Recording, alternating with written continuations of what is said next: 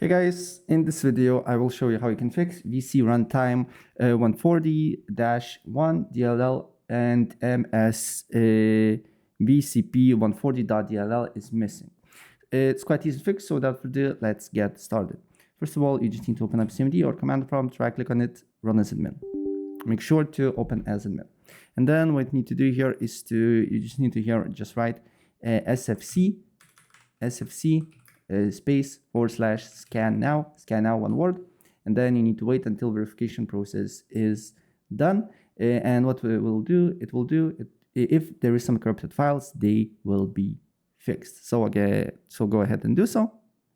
And after that, if this do not work, what I suggest to do next is to go to on Google, write Visual C++, press on the website that is learn.microsoft.com. And then you need to select and download these two files, this one and this one, right? When these files is downloaded, you just need to open up them, and then you should see repair or install. If you see repair, press repair. If you see install, press install. Then wait until installation process is done here, right? And after that, as you can see here, you need to reboot your PC and do the same with these two files here. And yeah. After that, restart your computer and your issue should be solved.